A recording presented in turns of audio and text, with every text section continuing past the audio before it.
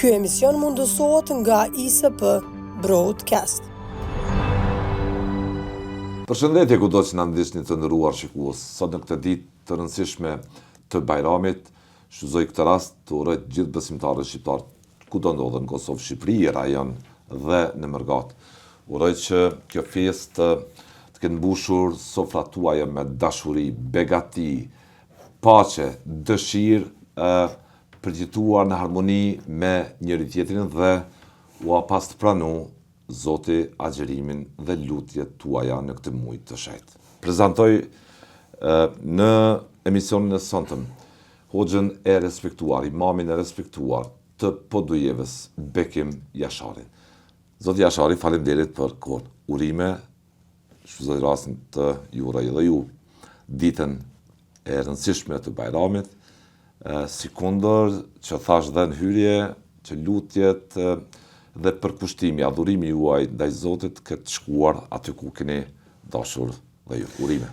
Faleminderit Ridvan, kënaqësi që jemi bashkë sot në këtë ditë të parë të Bajramit, të festës së Fitër Bajramit, ashtu siç e thatë edhe ju, një ditë e gëzimit, dhe shfrytëzoj rastin të uroj juve, redaksisë suaj dhe mbar popullit tonë, shqiptarëve kudo që janë në hapësirat tona etnike dhe në Mërgat, duke lutur Zotin e Madhreshëm që të jetë i kënaqur me ne dhe të na bëjë prej atyre që në vazhdimsi veprojnë e punojnë e angazhohen për të mirën e mbarësinë e popullit tonë. Cila është si është dita sot për ju hoq në këtë ditë të rëndësishme feste? Po është një ditë jashtëzakonisht e bukur sepse ne e kaluam muajin e Ramazanit, e që në mësimet tona islame, Ramazani është një nga shtyllat shumë të rëndësishme të islamit dhe agjerimi i tij besimtarët në mbar botën, në veçantë tek ne në vendin tonë këtu, besimtarët tonë kaluan këtë muaj duke agjeruar, duke bërë aktivitete ndryshme, po ashtu një gjë që është shumë e rëndësishme është edhe se populli ynë tregoi bujarinë e tij në këtë muaj të Ramazanit, solidaritetin me kategoritë në nevojë. Edhe kjo është një gjë jashtëzakonisht e bukur. Po sot dita ishte e bukur sepse ne filluam me faljen e Bajramit në xhamin dëshmore të Kombit në Podujevë, mbajta mesazhin e Fitër Bajramit ku i drejtova besimtarëve, qytetarëve tanë, shqiptarëve tanë dhe kërkova nga ata sa më shumë unitet, dashuri e respekt dhe njëkohësisht mesazhi im për të angazhuar, kontribuar për të mirën dhe zhvillimin e shoqërisë tonë dhe të popullit tonë. Pra është një ditë që përveç se është dita e gëzimit që pas një rrugtimi një mujor të muajit Ramazanit, ne sot po kremtojmë Bajramin dhe ditën e vijim. Po në njëjtën kohë është një ditë ashtu siç na dha Ramazani mesazhin që të kemi dashuri dhe unitet njëri me tjetrin, sepse në këtë muaj të Ramazanit po edhe sot shihet bukur raportet tona të ndërtuara sepse ne po bëjmë vizita tek familjarët tanë, tek falefisi, po i ruajmë lidhet e gjakut. Edhe kjo është një gjë jashtëzakonisht e bukur. Përpos që është traditë jona shqiptare, normalisht që kjo është edhe në përputhje me sugjerimet, mësimet, rekomandimet dhe obligimet tona që kemi si besimtarë. Ta duam të respektojmë njëri tjetrin në të mira edhe në të këqija. Absolutisht. Dhe është një mrekulli sepse populli ynë edhe është kur kemi gëzim e urojmë njëri tjetrin, por kur kemi ndonjë pikëllim gjindemi pranë njëri tjetrit për ngushëllime. Në kjo e mban si në aspektin e traditës tonë edhe nga mësimet fetare. Edhe nga mësimet fetare, absolutisht. Tradita jonë në vijimsi nuk ka rënë ndesh. Ky mesazh nuk ka rënë ndesh tradita jonë asnjëherë me mësimet hyjnore islame, por edhe besimeve tjera të idhtarëve të librit. Kishe dashur ta vizitoj këtë ditë dhe nuk arritet ta vizitoj. Liderët e ushtrisë shqiptare të Kosovës që janë në Hag. Është dëshira ime bashkë këtë ditë të vizitoja. Në këtë ditë të Bajramit do të kishe dashur të vizitoje zotin Thaçi, Veseli, Krasniqin, Selimi në Hag. Absolutisht po. Do ishte kënaqësia më e madhe. Vazhdimisht figurat qendrore dhe kryesorë të luftës së ushtrisë shqiptare të Kosovës e të popullit tonë për liri. Sa i jep një hapësirë në ligjërimet tuaja para besimtarëve, meqense përmendë zotin Thaçi dhe tjerët, sa i jep një hapësirë rëndësisë që ka pas kryengritja jonë për liri, dëshmorëve të Kombit, siç e mban emrin edhe xhamia në Podujevë. Si dhe disa xhami tjera. Xhami të tjera natyrisht, po. Normalisht në mësimet islame, në mësimet e Kuranit, në traditën dhe praktikën profetike, po edhe thënieve të sakta, çështja e figurave, e njerëzve me vlerë, çmohet jashtëzakonisht lart, Kuptohet ne shqiptarët, po kthehemi në rastin tonë në pyetjen që ju e parashtruat Ridvan.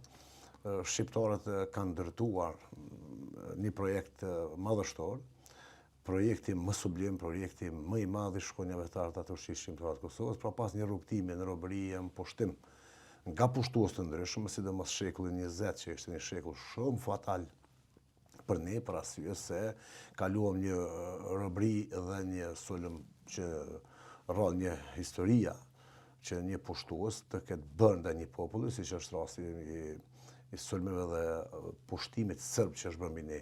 Ne në për xhamit tona është më së vërtet në xhamit e Kosovës, në theks të veçantë të Podujevës, imamët tonë dhe ne bashkërisht koordinojmë çështje të ndryshme, flasim edhe për figurat tona kombëtare, i mësojmë njerëzit tonë, po në njëjtën kohë edhe në për xhamit tona, në për ligjëratat së premtes ose ditëve kombëtare që kemi, siç është festa 29 nëntorit, pastaj epopeja e UÇK-s, pastaj është epopeja e Dukaxhinit, pastaj është rënja heroike e heroit Zahir Bayaziti dhe shokëve dëshmor. Respekt. Po. Lavdi për gjithë të rënët, po. Gjithsesi. Dhe këto janë data që ne i ruajmë. I mbani në fokus. Absolutisht. I Po, mirë mbani. sidomos në ditë Kemi bajramit. tekst të veçantë ligjërimin për dëshmorët, rëndësinë që ka sot liria. Absolutisht po, sepse kjo liri që ne e gëzojmë sot nuk ka ardhur rastësisht. Kjo liri ka ardhur me mund, me sakrifisë, me djersë edhe me angazhimin e tërë popullit tonë, kush më shumë e kush më pak. Dhe kjo liri që po e gëzojmë sot nuk ka vlerë më e madhe, siç e thotë edhe shkrimtari i Nimam Ismail Kadare, një popull nuk ka vlerë më të madhe se sa liria që e gëzon. Ndaj ne duhet ta ruajmë lirinë, ta gëzojmë, ta ndërtojmë vendin, por në njëjtën kohë ta kujtojmë edhe të kaluarën, sepse për ta deri këtu është dashur mund jashtëzakonisht i madh. Liria nuk është diçka që na është fal, lirinë e ka fituar populli. Si e keni parë këtë muaj të shenjtë Ramazanit, të ditë të sotme të festës, që vazhdon dhe nesër e pas nesër, në raport me vite tjera, ndër vite Ramazani e Bajrami si pas jush? Unë e shoh një ndryshim. Jashari. Po, unë e shoh Ridvan një ndryshim të çështjes të Bajramit. E shoh një ndryshim, ndoshta nuk dua të jem, unë nuk jam prej njerëzve që dua pesimizmin, po në këtë rast ka ndryshuar pak gjërat. Atmosfera festive që mbretëronte më parë, jo shumë larg prej sot, 5 vite, 10 vite më tutje, atmosfera festive dhe gëzimit sot ka ndryshuar për faktin se sot edhe aspekti politik, edhe aspekti ekonomik, po ka ndikuar tek shoqëria jonë, po në njëjtën kohë ajo që ka zbeh pak është numri i madh i njerëzve tonë që kanë lëshuar vendin. Dhe kjo e bën migrimi, kjo e bën festën tjetër, sepse nuk ka asnjë prej nesh, as unë familjen time, as ju dhe as secili qytetar i këtij vendi që nuk e ka dikë që nuk është prezent ditët festive. Kjo e bën basën pak më të dhëmshme edhe për ju. Unë mendoj që e bën si lider, si udhëheqës fetar. Absolutisht po, absolutisht. Megjithatë e vereni këtë, nëse mund ta them, këtë breng që kanë edhe besim të shqiptarët kudo që është. Po, vëret sepse dita e Bajramit është ditë e gëzimit në shumë raste, po shndrohet nganjëherë në për vizita kur i bëjmë dikun janë disa lot pikëllimi të qytetarëve tonë, për shembull, sepse kuptohet ato rastet që kanë mungon ndonjë antar i familjes, pasi që kanë dalë nga kjo botë, po në njëjtën kohë ka shumë të tillë që kanë lot mërzijen këtë ditë, sepse vren familjet e përgjysmuara, s'kan ta përgjysmuar që nuk i kanë në gëzim me pikëllim natyrisht. Absolutisht. Vëret shumë. Në të dy situatat vëret shumë mungesa. Megjithatë është rrugës që ne të inkurajojmë që ne që jemi këtu, që po veprojmë në vendin tonë, ta ruajmë këtë frymë vllazërore, ta ruajmë këtë frymë të unitetit që është shumë rëndësi, sepse shoqëria jonë për fat të keq, mendoj, për fat të keq, uniteti i cili ka qenë vite më parë sot na mungon ai unitet. Uniteti tu mungon hoç. Unë mendoj që mungon uniteti, po mungon uniteti sepse shoqëria jonë është e tëra e polarizuar. Në një klim të polarizuar ekziston e vërtetë. Të gjithë kyqen në çdo temë, të gjithë debatojnë për çdo temë, të gjithë janë të gatshëm për çdo temë. Prandaj unë mendoj që Ramazani dhe Bajrami shpresoj të na ketë mendim të mirë dhe të kthehemi dhe rikthehemi në natyrshmëri. Dhe rikthimi në natyrshmëri është që secilin fushën e kompetencën e vet edhe autoritetin e vet që ka. Rikthim në natyrshmëri, në kompetencën e tij të saj. Hoxha në fushën e vet, gazetorin e vetëm, ai tjetri kështu me radhë. Pra ne jemi bënë shoqëri që vëreni edhe këtë urrejtje me këtë ambient të polarizuar, ndërkohë që gjitha ligjërimet që bëni ju imam në Podujevë në rastin konkret, edhe të tjerë imam pa diskutim, ndërtojnë nevojën e domosdoshme të një harmonie midis njerëzve, të shmangin smirën, të keqen midis njëri tjetrit, të mos ja duan të keqen midis njëri tjetrit e kështu me radhë. Ndoshta ky muaj do të duhet të kishte rritur në tërgjegjen pak a shumë sa ka mundur të rrit në këtë botë po ashtu të lëkundur që po jetojmë me shumë kërkesa, që edhe ju të keni kontribuar sado pak besoj për të rritur ndërgjegjen, në reflektimin e njerëzve. Mos ekzistojnë me konceptin e urrejtjes. Absolutisht. Nga objektivat, unë kam thënë edhe në fillim të Ramazanit dhe në ligjërimet e mia nëpër terren në komunën tonë, që Ramazani nuk është festival i ushqimit. Ramazani, objektivi i tij dhe vetë norma që sjell Kurani të agjerimit, siç e përmend citati kuranor që ashtu si është shkruar për popujt para jush, është shkruar edhe për juve agjerimin në mënyrë që të bëheni të devotshëm. Pak çështja e devotshmërisë që përmendet, ndoshta ne nuk e kemi qartësuar mirë para opinionit. Lutem. Vazhdo.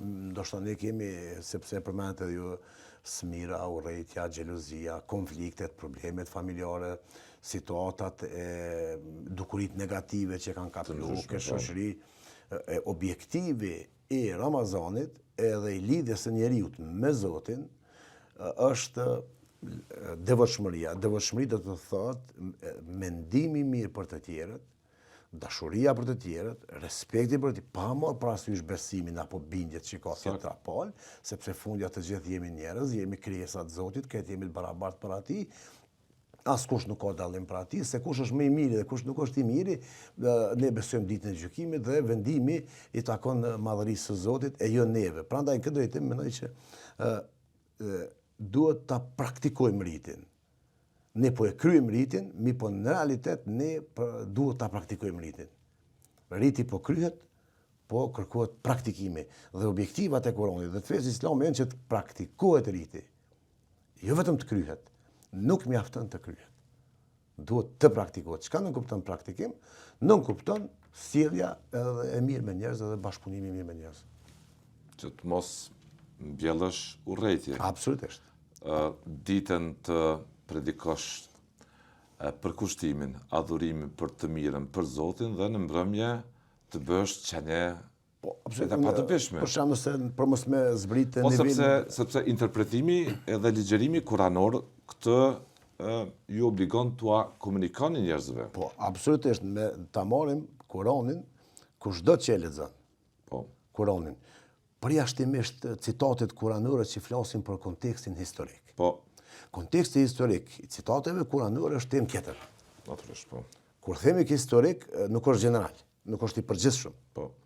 Sepse Kurani ka edhe kontekstin e përgjithshëm, që fol për gjëra të besimit, edukatës, mirësjelljes, drejtësisë, adhurimit, punës, arsimimit, këtu në kontekst përgjithshëm. Ideale. Pa probleme, pa të këqija, për një botë ku njerëz janë të lidhur me Zotin. Absolutisht. Dhe ajo lidhje me Zotin, lidhja brendshme, sepse feja është shpirtënore.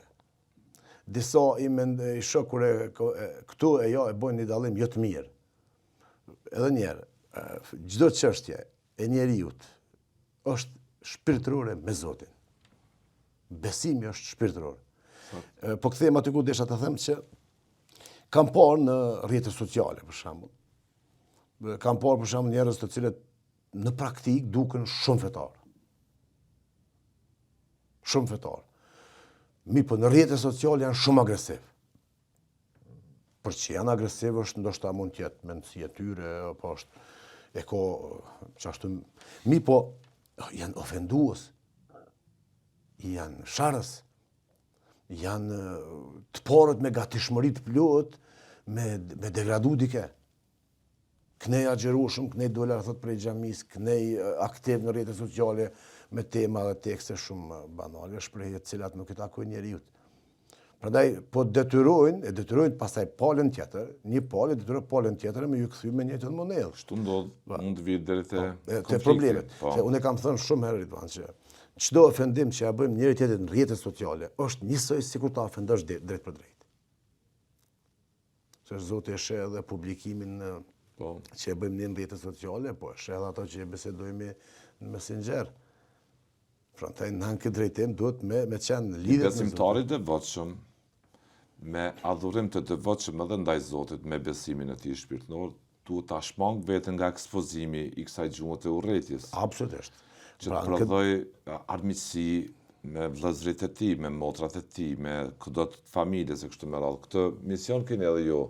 Absolutisht. Dhe ne Jashari atje. Ne në këtë drejtim mbase nuk e keni të lehtë për shkak të kësaj klime. Nuk është edhe lehtë në një klim të këtill, për fat të keq që unë nuk dua të besoj që shoqëria jonë është bërë tëra e ditur. Po. E ditur për çdo gjë. Po. Për këtë arsye ekziston një rregull te dietarët besimtarët musliman që ai që thot nuk e di ka dhënë përgjigje të saktë. Prandaj na duhet më mësu në këtë drejtim, me mësu që me fol ato që e dim dhe jo ato që ne mendojmë. Ne duhet të misioni e jonë si hoxh, si imam, këtë Kosovën, është me mbjell respekt mes njerëzve. Njerëzit me kalu mirë, me pas raportet mira, jo me kriju armiqësi, sepse nëse shikon Kur'anin, nëse shikon thëniet profetike, praktikën, na gjenin një moment në Kur'an, një citat apo një praktik Muhamedit, dërgumit Zotit alayhis salam, që japin drejt për drejt apo tërthorazi sinjale për armiqësi. Asku nuk ka. Tjetër që keq komentohet feja, keq interpretohet, shfrytëzohet për qëllime të ndryshme të grupacioneve, të ekipeve të ndryshme. Shikoj për shembull, ti shikon botën e lindjes mesme, në momentin që është ndarë në fraksione, në sekte, në gjëra kanë prodhuar kaos. Thash edhe me luftën në Iran, shet që kanë vetëm nuk është mbasi është më së paku betejë ideologjike Imam Jashari. Mund të jetë edhe e tillë. Po shihen që gjitha era janë po gjymon nga gravitimi i interesave të ndryshme, i aleancave të krijuara midis sovjetikëve e Iranit, e Kinës në anën tjetër dhe rreshtimet të pjesës tjetër, por që në Kosovë po ashtu po komentohet me sentiment edhe kjo atje luftë. Po. Si e shihni? Të ka Po. Nuk po them që ne nuk jemi të përkryem, po unë mund të flas ato që e di, ato që e kam studiuar, ato që e kam sepse e vërejmë pashmangshëm edhe në kudo që shkon. Normal, kjo bisedë mendoj që pse mendoni që ka shumë janë kosovarët të ekspozuar me interesimin ndaj zhvillimit atë? Ridvan, ka njerëz që kanë dëshirë me mbet në vëmendje. Për vëmendje thua. Kanë dëshirë me mbet vëmendje, kanë frikën mos po duken para të tjerëve se nuk jemi në dukje. Kështu, sepse të merresh me një temë, unë deri më tani pak kam por debate të ekspertëve të kësaj fushë, në mediaturë. Pak kam por, kisha pas Shqipëria, televizionet në Shqipërinë ndaj Drinit, atje është një avancim i debatit edhe njohurive, me sa duket, të çështjeve të lindjes. Prandaj, këtë drejtim, ne shohim lufta atje që është në mes aktuale tash, para se të jetë kjo luftë mes Shtetet e Bashkuara dhe Iranit në këtë rast, arabët dhe persianët, ata është dashur që ta përdorin, sepse Kurani është i përbashkët i dy palëve. Nuk kemi në Iran një Kur'an tjetër, kurse në vendet arabe një Kur'an tjetër. Këtu kemi të bëjmë me komentimet, interpretimet, mendësinë, shkollat ndryshme, filozofi ndryshme, interpretimit. Prandaj, në këtë rast, për shembull, arabët është çështje fundja, unë i them popullit tim. Nuk është temë jona çështjet e lindjes. Është temë për me debatu, është temë për me ditë, është temë për me njoftë, po nuk është temë për me nxit edhe për me prodhue idenë e anti-amerikanizmit. Këtu nuk është që është punu pak në Kosovë, për me ngjall idenë e anti-amerikanizmit. Nuk është çështja e Iranit, nuk është çështja e Ukraina me Rusinë atje, nuk është. Pra dhe nëse e shet dikë për shembull, e shet dikë një qytetar tonin kur thotë kanë shkel ligjet ndërkombëtare për bombardimet mbi Iran. Në moment që e thot këtë, unë nuk e shoh që është shumë i shqetësuar për atë ligj atje. Po mu më jap frikë tjetër. Mos është i shqetësuar për ligjet ndërkombëtare në rastin e bombardimit të Serbisë. Mos e ki dert në aty, mos e ki problemin aty. Duke se të acarojnë kur ishe këto, imam. E të acarojnë, sepse është, ju dini, politika e Serbisë është që është ke ligjë ndërkombëtare. Dhe tash, shqiptarët e Kosovës nuk guxojnë ta kenë këtë. Nuk guxojnë, nuk kemi në njës ligjeve ndërkombëtare. Edhe nuk e kemi shku në ligjeve ndërkombëtare. Pse me katë shumë sentiment për shihen, me katë shumë urrejtje, dhe kur shet që shkruajnë Shqip. Po. Shkruajnë Shqip, dhe në ato shkronjat e Shqipes, eshe urrejtjen kundër Shteteve të Bashkuara të Amerikës. Unë kur nuk isha besu që do vjen dita që ka shqiptar në Kosovë që thot është janë shkel ligjet ndërkombëtare. Unë s'kisha besu. Që janë shkel ligjet ndërkombëtare të aksionit amerikano-izraelit mbi Iranin, sepse unë mendoj që Arabista është Emiratet Bashkuara të tash ju e shihni për shembull shihni Irani po godet coqet në vendet arabe, pikërisht në zemrën e Arabisë. Siç është Katari, siç është Bahreini, Kuvaiti, Emiratet, edhe Arabia Saudite. Ju e pat mbrëm për shembull bombardimet e Iranit në Katar, në qendrën kryesore të gazit në Katar. Pra nuk e di këtu përpos politikave të thella është edhe ai dallimi sunit edhe shiit. Po sunit shiit.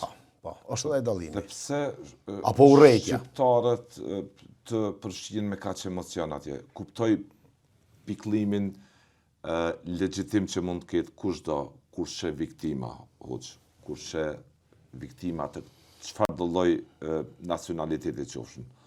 Por duket që janë më shumë të ekspozuar se sa që mund ndodhë për shembull ndonjë vatër tjetër. Ja, unë mendoj që askush në Kosovë nuk ka të drejtë ta përdur islamin, ta interpretoj islamin për synime ideologjike të nxitjes së urrejtjes ndaj miqve tonë. Vetëm 26 vite më parë, tashme 24 mars të këtij muaji, është data që shënon fillimin e sulmeve të NATO-s me në krye SBA-n dhe Britaninë e Madhe mbi coqet serbe. Ato sulme prodhuan çlirimin e Kosovës. Ato sulme prodhuan rikthimin e 1 milion qytetarëve tonë të dëbuar nga shtëpitë tona, u kthyem në shtëpitë tona. E ndërtuam vendin, kaluam në një protektorat ndërkombëtar sa vite, e shpallëm pavarësinë, e kemi një kushtetut që nuk mund të jetë e përkryeme, megjithatë është elementi kyç i shtetit, dhe sot ne shqiptarët jemi 2 shtete. Ne jemi 2 shtete shqiptare, me shumicë shqiptare. Unë nuk dua të bëj dallimin etnik, sepse ne jemi të thirrur për barabarësi me të gjithë, normalisht para ligjit. Çfarë do besimi që ka, çfarë do etnie që ka, dhe pse dihet që Kosova është një shtet me shumicë dërmuese shqiptare ne jemi. Por në letër shkruan është shoqëri multietnike, në rregull, jemi dakordu liderët tonë, jemi dakordu institucionet tona që ne i kemi zgjedhur, por megjithatë nuk duhet që ne ta rrezikojmë këtë arritje për një zhvillim atje që nuk na përket neve. Absolutisht nuk na përket. Mund t'ju përket individëve, të cilët janë përfitues, mund t'ju përket, sepse nuk po më jap unë një matematik tjetër. Informacionet e inteligjencës flasin që Irani ka ndërtuar celulat në habitatin ballkanik, përfshirë edhe trevat shqiptare. Ka alat mjaft të fortë Serbinë. Dhe në dritën e komenteve publike kjo pak po shihet si e tillë. Edhe pse ekziston sot rreziku që kudo që ka prani amerikane, elementi iraniano-serb tash e rus vën kërcënim prezencën amerikane dhe shtetet që janë më pro-amerikane në Ballkan janë Shqipëria dhe Kosova. Unë e them kështu, në momentin që bie regjimi në Iran, Irani, gjasat për ta njohur Kosovën janë maksimale. Në momentin që ra regjimi e Asadit në Siri, qeveria e re e Sirisë, kjo që është, edhe pse në situata të vështira, e njohur Republikën e Kosovës. Me rënien e regjimit në Iran, Irani do ta njeh Kosovën. Po pas Iranit do ta njeh edhe Libani.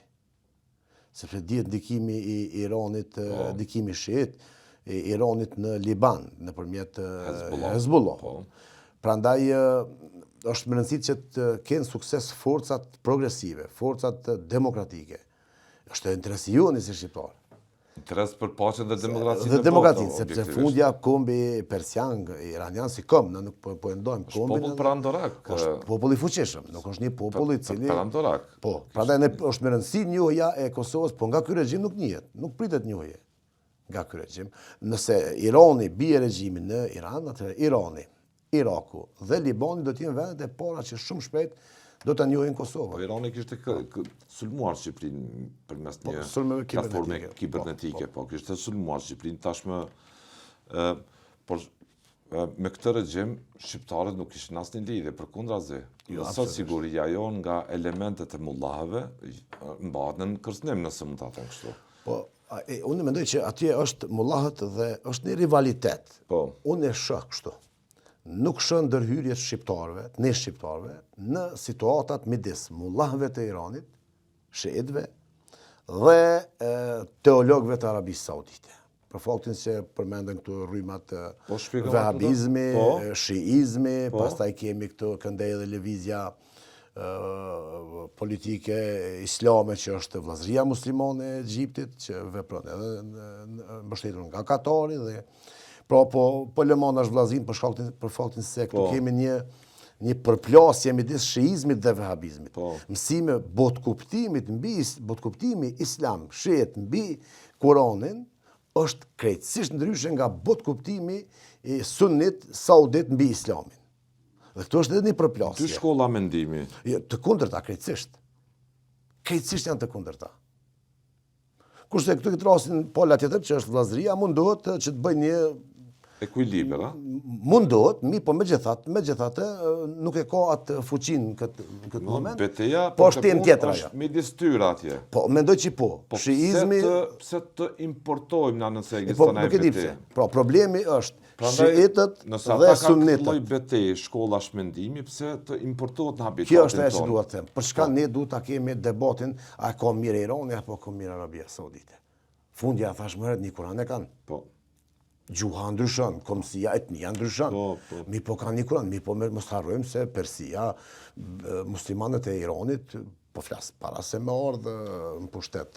Para revolucionit islamik. 79-ën që kanë ndodhur, ka pas figura qendrore të islamit Persia.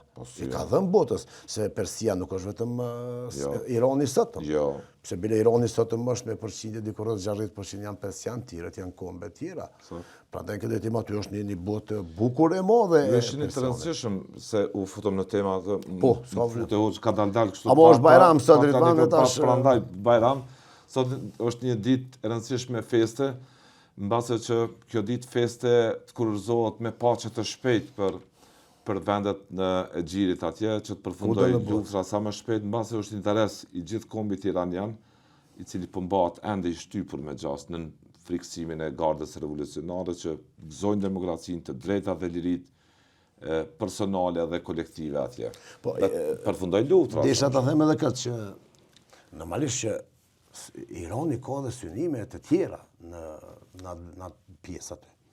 Irani vazhdimisht, synimi i Iranit është që ta ketë nën kontroll vendet e shenjta. Irani në ndërtimin e... Normalisht, e ka atë synim. Tashëm, po. Për tani dominohet absolutisht nga qeveria saudiane, që është qeveri sunite, me një botkuptim deri kohët e fundit bukur të vrasht, bukur të ashpër, që në disa raste elementet shkollave të mendimit të tyre brenda Saudisë kanë prodhuar edhe ekstremizmin jashtë botës. Prandaj Arabia Saudite tani po merr një kohë ndryshe. Tani më mendoj që Arabia Saudite duhet të ndal fondet për vendet jashtë shtetit vet. Duhet të ndalë ato fonde. Mos investojnë në celula që shndrohen në kërcënim për sigurinë. Po ndoshta po normalisht duhet të ndalë. Mendoj që është vërtetuar se ka ndodhur kjo. Është vërtetuar, ju dini që kështu ne kemi edhe një zhetoni, din gjërat, po me gjithat Arabia Saudite duhet të përqendrohet në hapjen e saj. Jo në hapjen që bie ndoshta tërësisht ndesh me popullatën e saj dhe besimin, ku ta diun, po fundja është çështje e tyre, nuk është e imja. Siç qysh ata vendosin, nuk është çështje e imja, si ata vendosin. Nuk e di çka e lidh një qytetar tonë me zhvillimet në Ugandë. Çka e lidh një qytetar tonë me zhvillimet në Somali. Okej, në rregull, pra, hajde po flasim me Iranin, Arabia Saudite, Amerika, Izraeli, këtu zhvillimet e fundit. Po çfarë i thua zhvillimeve mes Pakistanit dhe Afganistanit? Dy shtete me shumicë dërmuese absolute islame sunnite. Sunnite. Krejtësisht sunnite. Normalisht me elementet sufizmit e këtu. Po kjo tema e fraksioneve, Ridvan, mendoj që don emisione të shumta që në Kosovë mungojnë. Apo zhvillimet në Sudan. Shikoj Sudanin. Përse nuk ka vëmendje të njëjtit persona që janë shumë të zëshëm për zhvillimet në Indje, përse nuk janë të zëshëm për dy ushtrit sunnite muslimane në Sudan. Vjetra mira viktima janë muslimanë të vranë në Sudan. Absolutisht. Sikurse të ujgurët e Kinës atje.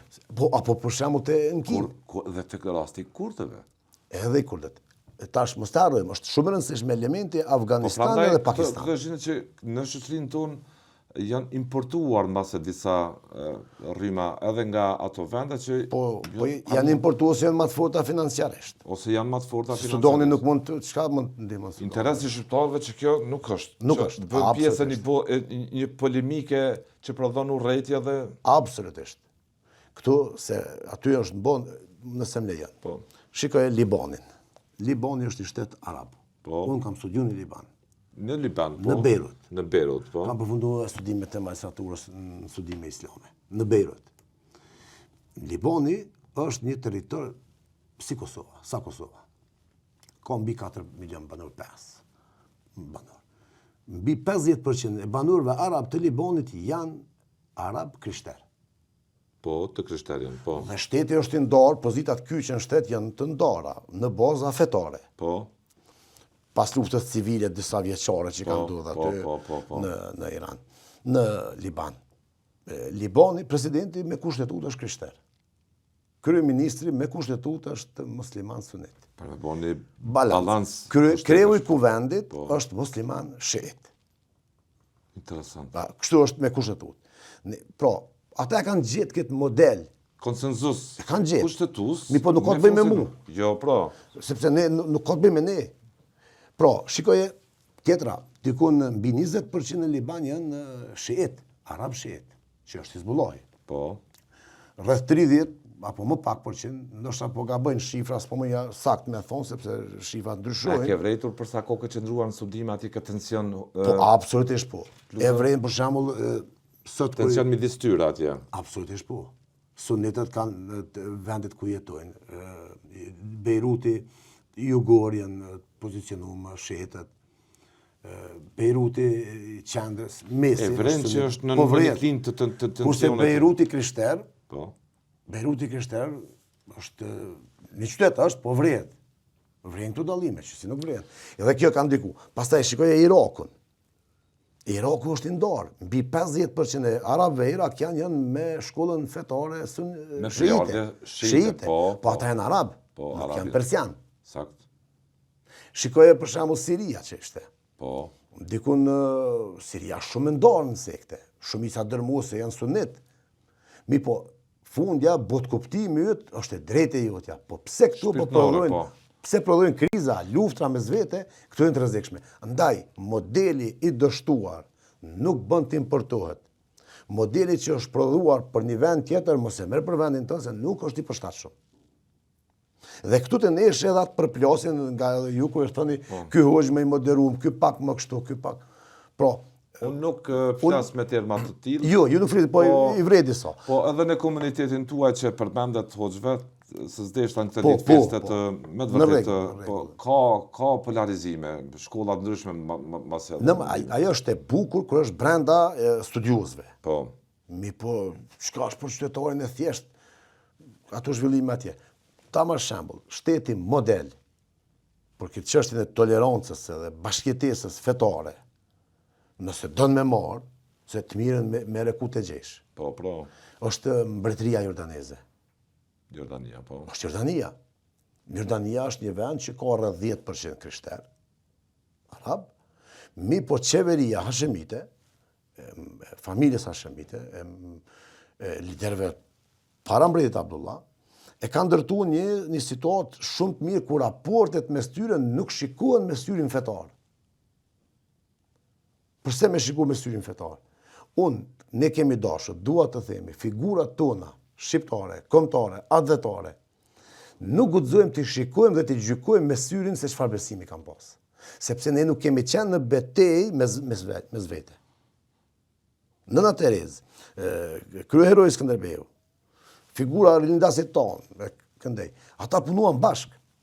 Ka uzën kombëtare, na vetëm ta ndjekëm atë rrugë. Për identitetin shqiptar, për një shtet të përbashkët. Tani, absolutisht, sepse aspiratat e tyre, tënat, nuk duhet me vdek kur.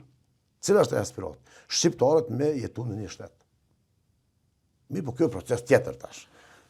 Ndonjëherë, në situata kur ka lëmsh debati publik, ku gjithkusht sot edhe në këto rrjete sociale depërton lehtësisht pa kritere, mbas edhe kjo e bën të veten, imam. Po, unë të kisha rekomanduar juve, Ridvan, edhe... Sepse është mirë që shqiptarët harrojnë harmoninë mes tyre, është jetike. Po, du të merujt, sepse ne tash... Ta harrojnë këtë prejardhje të çmuar, shumë të çmuar. Absolutisht, ne jemi pa dallim feje, jemi vëllezër. Po pra, feja është individuale. Neve na lidh gjaku... Edhe pse besimet e predikojnë afërsinë, paqen siç e thatë, edhe në këtë ditë festa të rëndësishme. Normalisht sepse vllazëria është në 3 grupe. Vllazëria, njerëzit janë vllazën në parim, të gjithë. Pastaj janë vllazët gjakut të kombit. E më pas dikush vllazën të besimit. Po, pra. Që është natyrshëm, nuk ka asgjë të keqe. Mi po cila është prioritet, nuk ka asgjë më prioritet, më e rëndësishme se sa atë. Pa atë nuk ka asgjë. Nuk ka gjë. Pa dhe nuk e kishëm as lirin. As lirin. Të pushtuar mbi 100 vite nga Serbia. Absolutisht. Dhe sot është mrekulli. Sot jemi në mrekulli, mi po kemi shumë punë për të bërë. E fundit në këtë ditë feste, çka do doje të shumë të shije të shqiptarët? Të besimtarët, çka do doje me shumë të shije? Te shqiptarët, po flas në aspektin fetar. Po, në aspektin fetar. Nuk kisha dashur mi po shqiptarët ka bëjnë polemika edhe urrëtie njëri me tjetrin për çështje besimit. Nuk e kemi pas na shqiptari, musliman, katolik, ortodoks, protestant. Nuk e kemi pas këtë. Këtë nuk dua tash të shqiptarët. Edhe vetë Kurani ka thënë qartë, fundja ti besimin tënd, unë timin. Kush do le të besoj, kush do të mos besoj. Të gjithë kanë të drejtë. Zoti na ka kriju të lirë. Truri im është i imi, nuk është yti. As nuk e shes, as nuk e jap me qira.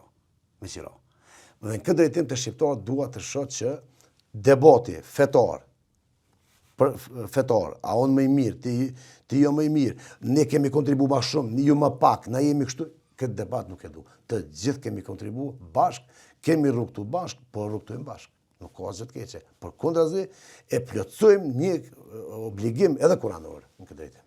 Edhe një herë, faleminderit shumë për kohën. Imam Jashari. Faleminderit për ti. Zoti u pas pranoi juve lutjet e agjerimit të këtij muaji të shejt, këtë ditë të rëndësishme të festës së Bajramit për ju dhe për gjithë besimtarët, dhe një herë urime gëzuar. Faleminderit Ridvan, ishte kënaqësi që ishim bashkë, urime gëzuar mbar popullit tonë, qofshin këto ditë që na reflektojnë për dashuri dhe afrim njëri me tjetrin. Urime gjithë shqiptarëve kudo që janë. Faleminderit. Urime kudo që jeni besimtar, shqiptar, islam, këtë festë të rëndësishme, paqe me shumë midis jush.